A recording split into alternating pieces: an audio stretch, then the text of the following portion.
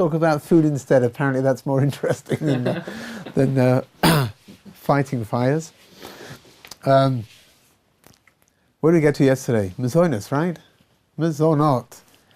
So where are we up to? Okay, let's try to work this one out. We've got any foodstuffs that have got flour, but not enough flour to turn them into bread, are going to be considered to be mizonot. So in general, what are we talking about? We've mentioned yesterday. Pizza. We'll get to pizza in a minute. Pizza's a little bit complicated. The pizza itself is not complicated. How we relate to pizza is complicated. Cheesecake, that's right. We were talking about cheesecake. It's a cake. Do you know, it's fascinating. All the time that we were learning, Parsha, learning about Parshat HaShavon, I would come in and say, where did we get to? Nobody had a clue. It was like no one knew what week it was, what Parsha it was. But now all of a sudden we remember, we spoke about cheesecake, we spoke about this kind of food, we spoke about that kind of food. It's interesting, huh? So just, again, in general, right, what kind of foodstuffs are we talking about? We're talking about cake, we're talking about biscuits, we're talking about pasta, we're talking about couscous, we're talking about crackers and pretzels and all those kinds of things.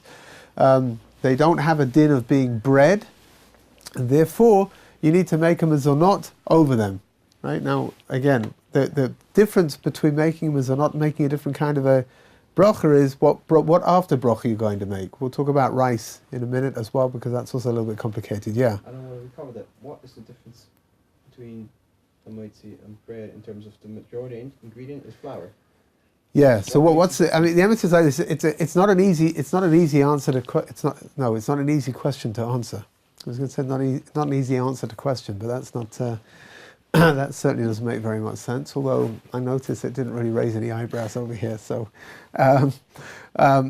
what turns something from bread into mizonot? Right. So, for example, yeast cake. Many people make using exactly the same yeast, exactly the same mixture. They'll make bread out of it, and on that you would have to wash. But when it gets turned into yeast cake, so then you just make a mizonot. So what's the? Let's have a look and see, right? And if we're already here, let's talk about something called mizonot bread, which is a creation, an invention of our generation, right? Because we're so pathetic. What do you say on matzah? Matzah. So again, if you're Ashkenazi on matzah throughout the entire year, you say hamotzi lechem min haaretz. You wash your hands. You make hanotilat yadayim. Make hamotzi, and you relate to matzah as if it were bread for everything. If you're Sephardi, so except for Pesach, you make a mizonot over matzah, and you recite alamichi at the end of it instead of reciting Birkat HaMazon. As after bracha you recite alamichia, but on Pesach, of course, it's considered to be bread, and you have to wash and you have to make hamotzi lechem min haaretz over it. Is that for the lack of leavening? Is that only? I'll tell you the truth. I'm not 100% sure I understand what the problem is. Again, what is? It doesn't say anywhere that bread has to be leavened in order for it to be bread.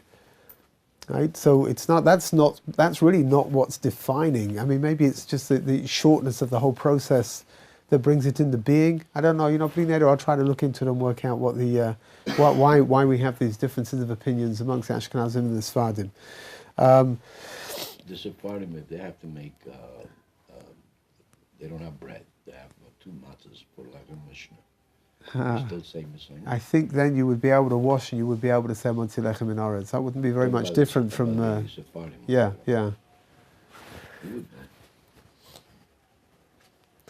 I don't know. People don't really eat matzah voluntarily, do they? It's like in North America, I've seen it. Really? Yeah. When in North America people do anything. That's ridiculous, right? They do what? I've eat matzah voluntarily. When does bread become a zonot then? When does bread become a zonot? So here, let's work out the halachic concept over here, and then let's work out what's really going on. In order for bread to be considered to be a zonot, it needs to have added to it some kind of an ingredient which is going to either dilute it in a certain way or make it sweet. So the general way of making mizonot bread is to add apple juice into it, and if it's got a certain sweetness to it, then that's considered to be mizonot. There are differences again of opinion amongst the Ashkenazim and amongst the Sephardim as to how much is required in order for this thing to be mizonot. According to the Sfardim, they're more lenient, so just a little bit of apple juice is enough to turn it into mizonot. For the Ashkenazim, it needs to have a sweet taste to it in order for it to be considered to be mizonot. Other ways of turning bread into mizonot is by adding milk, which is a problem. It's a problem halachically because bread, which is dairy, needs to look different from regular bread. The only places that I know of that add milk into their dough are normally pizza parlors, and that's okay because everything is milchik anyway, right? So you don't have to be concerned that somebody's going to use your dough and eat it with a meat meal because it's coming out of a dairy establishment anyway. That's another way of being able to make bread into a mizonos. That's one of the reasons why, by the way, when it comes to cake and things like yeast cake, that once you start adding in the ingredients that are going to turn into something which is sweet, it's not going to be bread anymore, even though the basic dough is something that you could use to turn into bread if you wanted to. What about Purim challah? Purim challah here, again, right, in England, they have a custom which as a kid I used to adore. Around Purim time they would take challahs, regular challahs, and they would coat them with some kind of a sweet syrup on the top and sprinkle them with hundreds and thousands, like, coloured sprinkles, and which were delicious. Not the bread, but being able to scoop off especially my mother wasn't watching, to scoop off the sprinkles and to eat them with my finger. That was definitely okay. They are hamoitzi because the bread itself is bread, right? In order to turn the bread into mazonos, you have to the ingredients have to be added in to the mixture, right? So when you're taking a regular dough mixture, you're making regular bread, and then you're going to coat it with something which is going to turn into something sweet. That's not changing the bread itself. When you add it into the ingredients, so then it becomes something which is no longer considered to be bread, and then you would make a mizonot over it.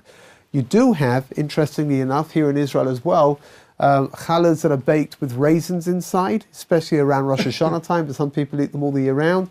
I personally am rather partial to raisins. As we, get to talk about food over here, you'll begin to realize that, given the choice between something which is relatively healthy and something which is going to be less healthy, I will always choose the less healthy option. That's why grapes, of course, are relatively healthy, even though they've got quite a high sugar content. Raisins are reasonably unhealthy because they are full of sugar, and that's why I like them. When you add raisins into your dough, right, when you want to bake sweet challah, that's okay. You're not doing anything to change the status of the bread itself. You're just adding the raisins in, and the raisins are going to give the sweetness. It's not that you're adding in enough ingredients over here to turn it into something which is mizonot. You don't have to make an eight. Do you have to make an eight when you're eating the challah? Here, it's an interesting thing. You know what? We touched on this yesterday. Maybe we should just take off a minute here and just clarify. You do not have to make an ha'etz over anything that you would eat together with bread. Right? Now, when you're eating raisin challah, by definition, the raisins are part of the challah, and therefore you're obviously eating them together. I'm trying to think, I don't know if people in here would do this, and if you would, I'm not sure that you would admit to it in public, but some people eat banana sandwiches. Take a banana and squish it up and put it in between bread and they eat it. Yes, I know. I should have warned you before I mentioned this that it was going to be one of these, unsavory bits of information that you really don't want to know. But apparently there are people out there that eat banana sandwiches. If you were to eat, for us normal people who do not eat banana sandwiches, so if you were going to eat a banana, you would have to make a bari priyadoma over it before you ate it, even if you're eating it inside of the meal. For somebody who eats banana sandwiches, so eating banana and bread together is something that they do, and then they wouldn't need to have to make a extra bracha over it. Let's say that something. No, not everything. Let's say that there's someone who likes eating crisps, for example. He might put crisps inside his sandwich. Yeah. So what bracha does he Yeah, then you would just make hamoitzi. The truth of the matter is that crisps, which are what do you call them in America? Chips, no? Yeah. The chips are French fries. Well, they used to be French fries. Now they're freedom fries. Right? But if you chips or crisps are things which are generally eaten. People eat them inside of a meal anyway. So it's not something that you would have to make an extra bracha over when you come to eat it, even though you've made hamotzi. The hamotzi is going to cover the eating of the crisps and the chips as well. However, right, mazonas bread or mazonas pizza, it doesn't matter, mazonas rolls, whatever they are a creation that has been invented in our generation because we are so pathetic that we don't have time to wash our hands and sit down and eat, and therefore we're going to get around the problem by having as much bread as we want without having to wash and bench Birkat Hamazon afterwards. Of course, like with most of these ridiculous inventions, it doesn't really work like that. The halacha is a lot more complicated than that, which means if you're going to sit down, and in the halacha it's called being kovea asuda. You're going to sit down and you're going to make a meal. Your intention was to eat. Your intention is to sit down and have a meal, right? And you're going to have a mizonot roll together with what you've just sat down with, or you're going to have a mizonah sandwich, whatever it is. Then you have to wash. You have to relate to that as being hamoitzi. You have to wash. You have to make hamoitzi lechem in haaretz over it, and you have to bench afterwards as well. A practical ramification of all of this, if you ask me, which you didn't, but I'm going to tell you anyway, is when you go on an aeroplane, aeroplane food, and I'm just using that term generically. I once had an interesting idea that when the stewardess walks up and down and says to you chicken or beef, she's asking you what it is because she doesn't know either. But aeroplane food normally comes with a roll. The kosher food normally comes with a mazonas roll. I personally, I don't think it helps very much. When you get your aeroplane meal, you're going to have a meal. It's being kovea suda. I think you have to get up and you have to wash if you want to eat the roll. Then you have to get up and you have to wash and you have to treat it like a moitzi and you have to bench afterwards. I don't really see the. You still got to bench. Huh? If you have a meal without bread. Like, you don't have any bread, why would you bench? Oh, it depends what you're eating. No, if you make it like a meal.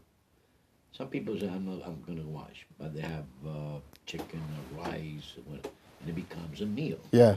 I think you still have to bench. No, you don't. It is true that inside of the halacha, if you've eaten enough, so there is an opinion in the halacha which says that you should bench, because inside of benching we say v'achalta v'savata, that I ate and I'm satisfied.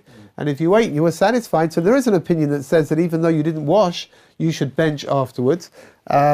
To everybody's intense relief, that's not normally the accepted way of doing it, so that you can have an enormous meal and you can make a quick bowen of fashas at the end and dash out of there without too many problems. Yeah. So for someone who doesn't have gluten for allergy purpose or Good. for some other purpose, Right. Then so they wouldn't ever have to. Yeah, good question. I have a son-in-law. One of my son-in-laws suffers from. Bless you. Bless you. One of my are you allergic to my son-in-law? One of my sons-in-law, right? One of my sons-in-law has celiac, which means that he can't. He has a gluten intolerance. During the week, he doesn't wash. There are rolls that are made. My daughter makes him rolls that are made out of a special kind of a flour, which doesn't have any gluten in it. It's not one of the 5 grains that you can make flour with and you have to wash for, which means that he doesn't wash. On Shabbos, he has his rolls are made out of I'm trying to remember. His rolls are made out of some maybe spelt, maybe, kusmin. You know what? I can't remember what it's made out of, but it's something.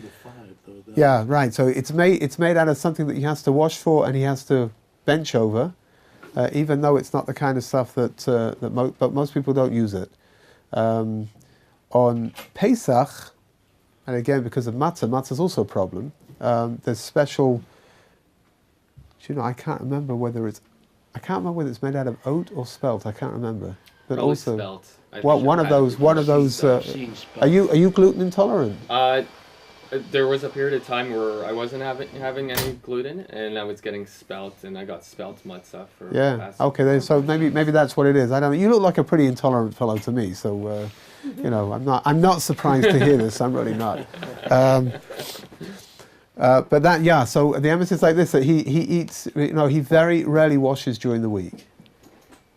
But on Shabbos they've got these special. The truth is that Baruch Hashem today, it's a little bit of an inconvenience to get to the shops, right? But there are shops today that are stocked full of gluten-free, raw material and baked material, everything. It's really quite something. It really is. 20 years ago, somebody was gluten intolerant, and they just had to suffer because there was nothing around. But again, if you ask me, I think that Mazonis rolls and Mazonis pita and Mazonis bread is a little bit of a cop-out. I really do. It used to drive my mother nuts. She says when I was a teenager, this is when these things first started coming out. She used to tell us, if you want to sit down and you want to eat, then wash and bench and eat. But don't come along with this newfangled idea of having something which looks like a pita, smells like a pita, and tastes like a pita, and just happens to have a little bit of apple juice inside of it, and therefore, it's okay, you can get away with it. I do think that there is a halachic issue over here as well. Like I mentioned before, if you're going to sit down and have a meal, then I don't think it helps you very much to have a Mazonis roll. Let's hold on a second. Let's talk about pizza, simply because I noticed that when you mentioned the word pizza, eyes lit up everywhere. Let's talk about pizza. If you eat one slice of pizza, you can make a Mazonis over it. Right? What is pizza? It's made out of a dough. It's got a dough base, and then it's got whatever kind of tomato paste and the other stuff that are put on top of it, whatever kind of toppings you people go for. If you're going to have 2 slices of pizza, because of the amount of dough that's going to be eaten, that's considered to be being kaveh asuri, you're sitting down and having a meal now. And according to most authorities, you need to wash, you need to make hamotzi, and you need to bench after you've finished eating your 2 pieces of pizza. Now, it is conceivable for some people over here, you might say, well, 2 pieces of pizza is really just a snack for me. I don't look at that as being a meal. If I were to sit down and have a meal of pizza, then I would have 4 pieces of pizza, not 2. And if that's the case, then you probably need to ask a question. You need to ask a shayla from somebody whether if I eat 2 pieces, do I need to? Don't I need to wash? It's a kind of a little bit of a grey area over there. But under normal circumstances, if you're going to have 2 bits of pizza, then that's going to be turned into a meal. Just something which Reb Moshe mentioned a couple of days ago is, interestingly enough, if you're going to sit down and you're going to eat a large amount of Mazonis, and you know from the beginning that that's what you're going to do. So you've got a great big bag of pretzels or a great big bag of crackers, and you're going to sit down and you're going to work your way through them, then you really need to wash. And again, it's called you're being kaveh asuri, even if you're eating nothing else together with it. You're just having those crackers, and you would need to wash and you would need to bench afterwards. Big pack of crisps. Same. Crisps are no, because the bracha for crisps is ha'adama. Right. Again, chips. I'm sorry, I have to translate this into American, right?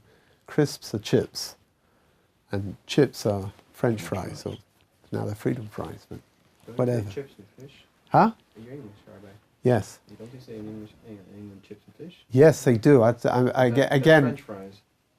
Pardon? That's chips. When you refer to chips in England. It's French Yes, fries. those are French fries. Of course, in England we don't refer to the French at all.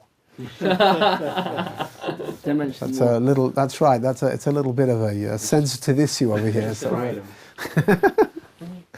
Yeah, Patrick, you wanted to You had said something about how to distinguish between hamotzi and mazonos, the addition of like a sweetener or something like that. And this was before you mentioned the amount of pizza that you eat. But you did say that some people, see pizza as something that was sweetened in the making of it, in the dough. With that in mind, even if you had 2 pieces or more, why does it then no longer? Because again, what's the problem? Mazonis is a somewhat difficult thing to define, which means that even though apple juice has been added into the dough of the pizza, and it means that it means that technically it's a mazonis. If you're going to eat enough of it, then that's considered to be turning what you've just done into a meal, and if it's a meal, then you need to make hamotzi over it. Okay. It's a problem with the mazonis is that it's got this like crossover point where it hasn't changed. What you're eating hasn't changed at all. Again, take a bag of crackers. If you're going to eat your way through a whole bag of crackers, you need to wash and you need to make a moitzi and bench. Even though somebody else comes along and takes one of those crackers, they'll make a mazonis, and that's all they're going to do. Let's talk about rice. Rice is a little bit complicated. Rice is something which grows. However, because rice is something which fills you up pretty substantially, unless you go to a Chinese restaurant and then half an hour later you're hungry again. Have you noticed that? Chinese restaurants? Yes. Yeah, it's interesting. Don't look at me like that. The rice, the correct bracha to make over rice is normally a mazonos. We're talking about rice which has been through some kind of a process in order to get it onto your plate, whether it's brown rice, whether it's white rice. There are different opinions in the halacha as to whether brown rice is mazonos and white rice it should be a shahakol, because it's been through such a process that it's no longer, it doesn't bear the resemblance of what rice once had. However, most poskim, as far as I know, Ashkenazi poskim rule that white rice and brown rice, you should make a mazonos over it. It could be, if I remember correctly, it depends on how brown rice is cooked, depends on whether it's a mazonot or whether it's ha'adoma. I'm sorry, not shahakol. But I need to look into that. What is interesting about rice, though, is that the after bracha of rice is not ala michya. Normally, when you eat something which is mazonos, so when you make your after bracha, you make a slightly longer. It's sort of like it's shorter than birkat hamazon, but it's longer than the borei nefashot, which is recited for other things that we eat. However, when you eat rice, so the correct after bracha for rice is going to be borei nefashot and not ala michya, because it falls in between the cracks. It really isn't this and it isn't that either, right? Because of it's kind of difficult to classify exactly how we're going to relate to rice, whether it's mazonos or whether it's not mazonos. Therefore, the after bracha is going to be something which is going to be borei nefashot. Here, what do we do with identifiable bits of food? We spoke about this a little bit yesterday, right? But identifiable bits of food inside of other foods. So, for example, there is a rather bizarre dessert in England called summer pudding, which is berries, all kinds of berries mixed together and cooked together, and then it's covered with slices of bread. Now, this is England, right? So this is considered to be a delicacy. Don't ask me why. You're supposed to use white bread because then it soaks in the colour of the berries and it's got a very nice hue to it. It's rather odd. What do you do with something like that? So I think you're supposed to be washing and making hamoitzi over summer pudding. Personally, I would suggest you don't bother eating it, actually. But that's just my... It's a waste of time. It's really rather odd, like an awful lot of English foods. What about scones? Scones. Well, scones are interesting, actually. What are scones? Scones are scone. The scones are made from a batter, and then they are baked, and they sometimes have raisins inside of them. They are sweet. Right, they're cooked. It's not really a bread. It's cooked as some kind of a cake-like substance. Again, being English, it's really rather odd. What bracha should you make over it? You should make a mazonos over scones. Also, jachnun. Jachnun, interesting stuff. Jachnun is a Yemenite concoction. It is artery clogging. It is a dough that is made with large amounts of oil, very large amounts of oil. And it's then baked. There's enough oil in there to stop it from being hamoitzi, which means you make a mazonos over jachnun. Doughs that have been fried, you do not make hamoitzi lechem min haaretz over them. An example? Huh? Why? Why is that? Because it's considered to have changed its status, right? From hamoitzi, it's no longer classified as bread in the halachic term, and it's now turned into something which has been fried, and you would make a mazonos over it. Again, I would. Didn't change. Pardon? But the ingredient didn't The ingredients haven't changed, but what you've done with it has now changed, which means in the same way that if you add enough sweetness into the dough, it becomes a mazonos over here. It's no longer considered to be a part of the hamoitzi family. even though it looks like bread. And that's why there are certain, certain foods, malawach, right? What is malawach? Malawach is really something which a person should be making hamoitzi over. It's layers and layers and layers of dough, very thin, that have been pressed together. A lot of oil has been added in, and then they're fried up. Once they've been fried up, then you don't have to worry about it. You make a mazonis over it instead of making hamoitzi over it. I do think, again, in England, well, I don't know what's going on today, but in England they've got another bizarre concoction is something called fried bread. Well, they'll take slices of bread and they'll fry them in butter and oil, and then they'll put fried eggs on top of them. And just in case, if you were still alive at the end of all of that, then obviously you haven't done it properly. What should you do with something like that? If you ask me, I think you should, if you were going to eat something like that, maybe first choice is not to eat it. And the second choice is, I think you need to find yourself a piece of bread, make hamoitzi over it, and then eat the fried bread, because it's a little bit of a problem.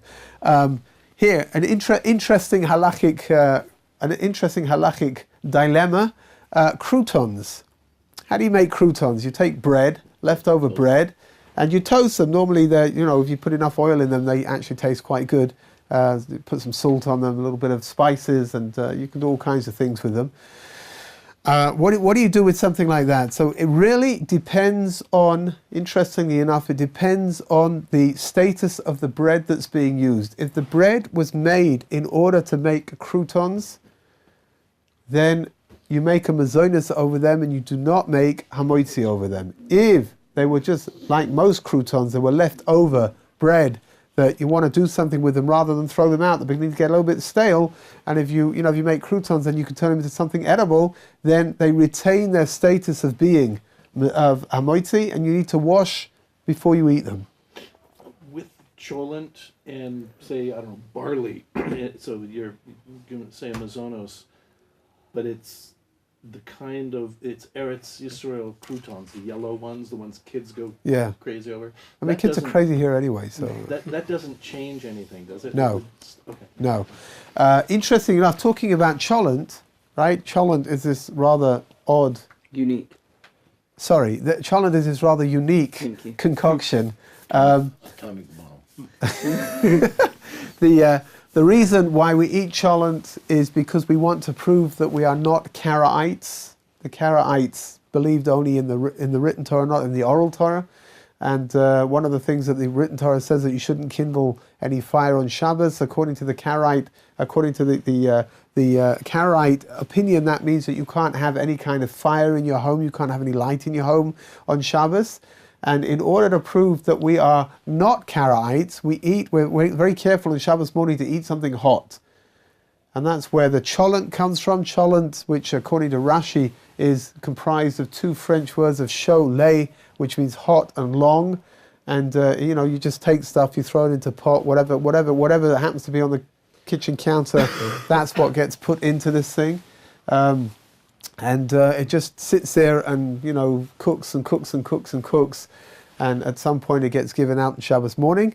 Cholent, if you're eating cholent and you have not washed, so Shabbos morning maybe, you go to a kiddush, right? You haven't gone home yet, you haven't made your suda yet, and they're serving up cholent. Cholent's a little bit of an interesting concoction because it's got lots of different bracha foods in it that are completely identifiable. Right? Cholent, nothing, everything just remains as is. So you might have barley in there, you might have potatoes in there, you might have meat in there, which means that you're going to have to fish around and make 3 different brachas over your cholent because you've got 3 different identifiable foodstuffs inside of there. Right? You know what, if you're having what the Sephardi version called chamin, so maybe there'll be chickpeas in there as well, which is going to be a fourth bracha that needs to be made over what it is that you're eating. But you would have to make a mazonos over the barley. You would have to make a ha'adama over the potato, and you would have to make a shahakal over the meat, or any other, whatever else might be in there. Sometimes people put eggs in their cholent or bits and pieces of who knows what. Again, if you've given soup, you haven't washed, you've been given a bowl of soup, and you put lots of mandalach inside these little yellow square things that make the children go mad. If you want to know why the Israeli children are mad, it's because until not very long ago, these little yellow squares had what's it called, that stuff? The yellow food coloring, sunset yellow, that they found out was incredibly unhealthy. Come on, you must remember this, no? Something with a T, no? No, I was going to say not turmeric. No. It's some kind of a chemical that they put into it to give it that beautifully natural fluorescent yellow look, and that's why the kids were nuts. But the food dye. Yeah. I don't know the name, but I know what you're talking about. Good. Okay, that's good because no one else seems to. I'm looking around the room. It's like. However, if you are having a bowl of soup and you've got in your bowl of soup, let's say you're having vegetable soup, right? Again, you're going to run into the problem of maybe 3 brachas over here, because you've got the bracha that you would have to make a mazonos over the little croutons, right? You would have to make hadama over the vegetables, bits of identifiable vegetable that's in there, right? And you would have to make a shahakol over the liquid. What do you do if the soup has been liquidized? Then you just make a shahakol. Once you don't have any identifiable bits of food in there, then you just make a shahakol, which we'll talk about in Mitzvah Shem when we get there, but that's a generic bracha that's recited that's going to get us off the hook. I always thought you make an adoma on a vegetable soup, no shahakol. So again, it depends. Really does depend on what it is that you see inside of there, right? If it's been liquidized properly, then you should be making shahakol over it. If you've got bits of vegetables in there, and it does happen sometimes when you liquidize the soup, that sometimes certain things just don't get scrunched up inside of the liquidizer. So you've got like a piece of carrot in there that's obviously a piece of carrot. Then you should make a hadama over the piece of carrot, but you should be making a shahakol over the soup. Why is that? Isn't there such a thing that when you have an apple sitting in water and the water comes tasting like an apple, you're making the eights on the water as well? No. The Chazon Ish, there's a day of the Chazon Ish who says that when it comes to fruit juices, so if you're going to drink, let's say, fresh orange juice, right? So most opinions are that you should recite shahakol over fresh orange juice because it no longer bears any resemblance to the fruit that it was. The Chazon Ish has an opinion that if the fruit was grown in order to make juice, then you should make Borei Priya eights over that fruit juice. Right? Minority opinion. That's a minority opinion, yeah. So again, fresh fruit juices. If you go off into town and you get yourself a fresh fruit juice over there, something that's squeezed on the spot, then under normal circumstances you would make a shahakol over it because it's no longer the fruit that it was. What about frozen yogurt? What about a frozen yogurt? Is that it's still because it's changed consistency? No, it hasn't changed really. Well, yogurt. I mean, yogurt in general. Yogurt is shahakol. So even when it freezes, it remains a shahakol. And if you put fruit on top? If you put fruit on top, you would have to end up making 2 different brachas over here. Mm-hmm. You should know that I'm always a little bit unsure. You get fruit yogurts today that have lots of bits of fruit inside of them. And I think that it's probably correct to make 2 brachas over it. Right? 1 bracha over the piece of fruit and 1 bracha over the yogurt itself. Although there are definitely opinions that say that you can just make a shahakol over the yogurt, and the fact that there are bits of fruit in there is, just happens to be part of the little pieces of fruit, let's say an ice cream. Yeah, I don't know. It's again, you're asking questions which are a little bit difficult to define. If the fruit is identifiable, right, now that does not mean, for example, you're having kiwi ice cream. Now kiwi's got little black pits inside of it, right, little black seeds inside of it which are edible. Obviously your kiwi ice cream is going to be full of little bits and pieces. That for sure is not something that you need to make a separate bracha over. If you're talking about, I don't know, for example, over here in Israel, a popular ice cream is vanilla and cherry ice cream. If you've got bits of cherry inside of the ice cream, I think you have to try to work out for yourself what over here, we spoke about yesterday, the ikar and the tefel. The ikar is the ice cream. If the ikar is the ice cream, then you just make a shahakol over it. That's why you're eating it. If you are enjoying the ice cream and you're enjoying the fruit each as its own, then maybe you do need to make 2 different brachas over it. But it's got to be something which is big enough to be able to identify as whatever it was. Let's go say if it's the only kind of ice cream you eat, cherry, vanilla, was that the example? Then wouldn't you say the tuffle and icker? Wouldn't you just say that you would say it for the icker? That's your preference, and it would be a ha'etz, period. If that was the only ice cream you ate, you didn't eat chocolate or whatever. I'm not sure, but you're still eating it as ice cream. Yeah. So the question over here again: how are we going to define what's the ikar and what's the tefel? Right? Would you eat these? I mean, I imagine you're eating it because it's ice cream. I'm not sure, but I think my feeling is that you would for sure you would have to make a shachal over what you're eating. The question over here is whether you would have to make a eitz as well over the cherries. Try to remember. I'll try and look into it and see what's what. Pretty disturbed on by the Hamaitzi and Mazonis. Mazonis said you're making something that's fried. I don't understand what is it that changes the technicality of. It's still heat that makes the dough into something. Oh, it's not. It's nothing to do with any kind of a physical change. Well, It's to do with a halachic change. I'm not 100% sure what happens that because the normal way of the making oil bread is the oven, pardon because the normal way of making bread is in the oven, and if it's going to be cooked in a different way, then maybe that's what maybe the baking process is part of what is turning this into hamoitzi. frying is called. Frying is not Cooking called or not baking. frying is called frying. Inside of halacha, right? Again, I mean, something that has been through a frying process is not regarded in the same way as something that's been through a baking process. Whatever, but I mean, I'll try to French toast. What is that? Oh, French toast. Again, what is French toast? We take a piece of toast and you soak it in egg, beaten up eggs, and then you fry it.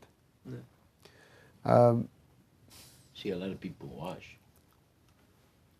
What's the problem? The piece of toast, it still looks like bread, right? And the bread has been baked already, which the bread is something that you need to make an amoitzi over. Right? What you're doing now is you're adding egg and you're frying it in a frying pan. I think you would need to wash over French toast as well. Yeah. Again, I mean, coming from England, we don't eat French toast because it's got the word French in it. It's not. We created our own. Binyamin, don't take this. Don't take it personally. It's just. That's actually really funny. Emmy's already, We actually call it eggy bread, don't we? Eggy, that's right. It's called eggy bread in England. Because What is it called? eggy bread. Anyway, that's the zoinus. At the end of eating a mazonis, you have to make the bracha ala micha. Interestingly enough, there are other things that you have to make an ala micha over as well. There are 3 different kinds of foodstuffs that you have to make the special after bracha over. One of them is mazonis. One of them is wine. If you drink wine, then you need to make, instead of making an ala micha, you make ala gefen val priya gefen. And the other one is certain fruits that if you eat them, you also have to make an ala eitz val priya eitz. And you see inside of the Art Scroll Siddur, they explain what needs to be done, but it's something to keep in mind, right? If you don't want to make an ala micha, I guess the moral of the story is to stay away from fruit. No, the moral of the story is not to eat mazonis. Sorry. Let's talk about things that grow on trees. Bori priya eitz. That's relatively simple. Almost anything that grows on a tree, you have to make a bori priya eitz over it, right? Fruits. There are a few things which, even though they look like they grow on trees, are not bori priya eitz. They do not fulfill the criteria of being trees according to halacha. So banana is a classic example. A banana is considered to be a shrub according to halacha, according to the criteria. And therefore, when you come to eat a banana, you should make bori priya doma over it and not bori priya eitz. Right? What about coffee? Coffee, once it's interesting, Rav Shlomo Zalman Auerbach had a theory at the beginning, many, many years ago, that chocolate, you should make bori priya eitz over chocolate because it came from the cacao bean. However, he came to the realization that first of all, the ingredients, there's a lot more in chocolate than just cacao. And aside from that, the whole cacao bean itself is not edible by itself. It's got to go through a whole process in order to be able to do something with it. Coffee, if you were to eat a coffee bean, which is very, very bitter. I don't know if anyone would actually do that, but if you were to eat a coffee bean, do you know what? I'm not 100% sure what the definition of a coffee. It's probably also a shrub, I would have thought. Actually, I don't think it's a tree. No, again, halachically, what's its definition? I don't know. But if you were to eat a coffee bean, then presumably you would have to make either adama or eitz, depending on what the definition of the tree is. Once it's turned into coffee, though, then you make a shahakol over it. What happens if you put lemon in your tea, for example? A piece of lemon or just lemon juice? Lemon juice. Lemon juice is okay. It becomes a shahakol. You don't have to make a special brocha over it. If you're going to have lemon tea and you're going to have a piece of lemon floating around on the top, and you're going to eat that piece of lemon, as many people do, then at that point you would have to make our eitz on the lemon and shahakol on the tea. Yeah. Are there some other examples you could give me for like banana? That Are there other examples of bananas? yeah, that we wouldn't say There are bananas. mezonot. How about There are. bananas with peanut butter? Would that be a doma? A lot of people eat bananas with peanut butter in America. Yeah, it's a common thing. Patrick, No, it's I Banana don't know where sandwich, I don't know yeah, where you it's come very from, but popular. everything is now beginning to be clear. Honey's great with that. yeah, Banana. banana with peanut butter sandwiches. You're right. That's right. It's very popular. Have you tried it? I'm sure it is, and I am prepared to take your testimony and to accept that. And put it on your pocket and that's not beautiful. You know when you have one of those spinning hot chocolate thingies and you put strawberries inside the hot chocolate? A spinning hot chocolate know what I mean? thingy, No, Fun. like A melted fountain? chocolate fountain. And you put, chocolate fountain. Yeah, and then you put a strawberry on the chocolate Yeah. fountain. So I would suggest like this: you need to make ha'adama on the strawberry, and you need to make a shahakol on the chocolate. I think because both of them are as delicious as each other. Cranberry is from a tree or shrub? Cranberries are complicated. There are different opinions according a different. A lot of berries are complicated actually. Blueberries, it's not 100% different opinions inside of halacha whether you make ha'etz or whether you make ha'adama over it. What do you do when you're not sure? So actually, there's an interesting little bit of halacha over here that if you're not sure whether something is ha'etz or whether it's ha'adama, you can make ha'adama over it because the tree grows out of the ground anyway.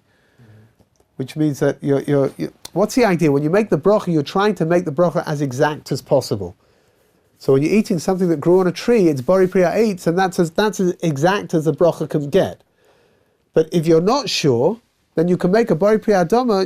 It's like one step before. It's like one step in the process before having got to the tree. The tree itself is growing in the ground, and you can make ha'adama over it. I'm trying to think if there are other avocado. Is also ha'adama. What? Avocado. They grow in trees. Trees. Pardon? They grow in trees. They grow on trees, avocado trees, and yet again, because of it's to do with the way, it's to do with how they produce their fruit, how often they produce their fruit.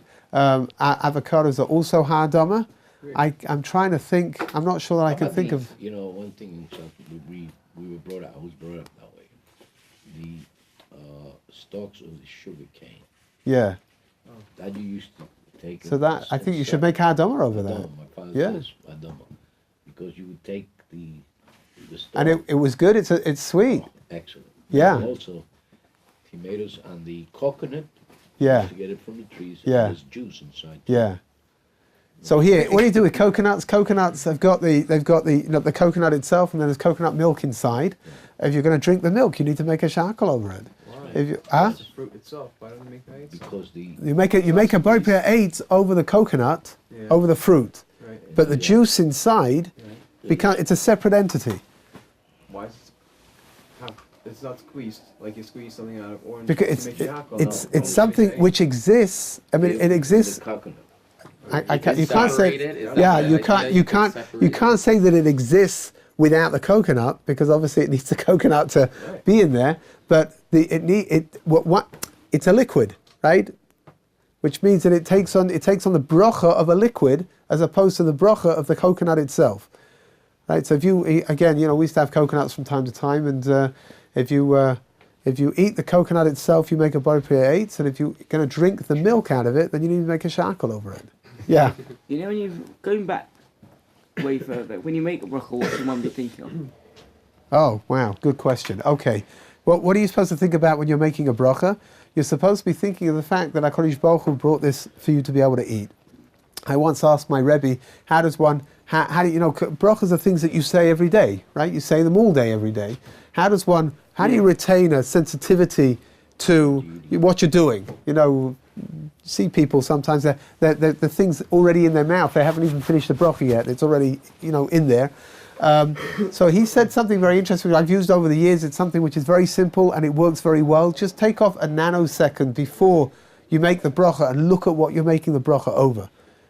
Just to have a sense of appreciation, that's all. Which is, you look at that apple and you think, okay, and then then you're ready to make the bracha. That's what kavanah comes. Yeah. Is Sorry. that the pleasure that you're looking at before you recite the bracha? Is it the pleasure that you're saying the bracha for? You're making a bracha over the fact that you're about to eat it, right? Mitzvah Hashem, tomorrow, if you remind me, we'll talk about the time when you don't make a bracha over something. But under normal circumstances, because you're about to eat this thing, you're going to make a bracha. The pleasure that you have, and the pleasure that you get from looking at it, and the pleasure that you get from the taste of it, is what's called a matnas chinam. It's something that was given to us by HaKadosh Baruch Hu for free, in order for us to enjoy the experience, right? Again, like we spoke about yesterday or the day before about oranges, that the oranges, we eat oranges because they taste great, right? And we get a lot of pleasure. You get a lot of pleasure from looking at oranges because they look beautiful, right? But the goodness that the orange is giving us is really, that's what we need, the vitamins and the minerals that contained inside of the orange. HaKadosh Baruch Hu made these things look good in order for us to want to eat them. I'm sorry, you were waving your hand around before. No, we're out of time. Oh, it's okay. You can see we're not paying any attention to that. Okay. Why do we do shakol on certain liquors like plum brandy, but we do ha'etz on wine? I mean, it's still alcohol. We make a bari priya gefen on wine, not a ha'etz, right? It's true that under normal, the real question over here should be the other way around, right? Which means that the real question over here is not why do we make shahakol on alcohol, on liquors, and why do we make? We should ask you, why do we make bari priya gefen over wine? If something is a liquid, normally you make shahakol over it. It would make more sense to make shahakol over a wine than to make ha'etz over plum liquor. And I see that you chose immediately one of the most explosive liquors around, right? Slivovitz is like 500% proof or something. You can run your car on it. And the answer is, we spoke about the other day, that the Gemara says that because wine is something that's got its own designation, because it's something very special, it's something which elevates, it gives us pleasure, it gives us joy. It's also something which was used inside of the temple. It was brought as libation offerings. Therefore, there's a special bracha which is recited over wine, which is not recited over regular liquors. I have my mother said that when they were kids growing up, so on Pesach, they used to go to a hotel. The whole family, the extended family, there were lots and lots and lots of them. My mother said that she had an uncle who used to start off his day, every day, with a glass of whiskey. Not a shot, a glass. Not Pesach. Not on Pesach. On Pesach he suffered terribly because you can't drink whiskey. So my uncle, the first year that he was in yeshiva, he was in Montreux in Switzerland, and he came back with a bottle of Slivovitz for this uncle to give it to him. And my mother said that that first Pesach, the whole hotel was woken up in the morning by hearing this fellow screaming his head off, "He's trying to kill me! I'm going to die!"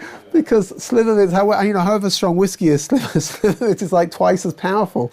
And he took his regular amount, just knocked it back, and so I'm pleased to see that you went straight for the real stuff, the man stuff, right? My family loves this.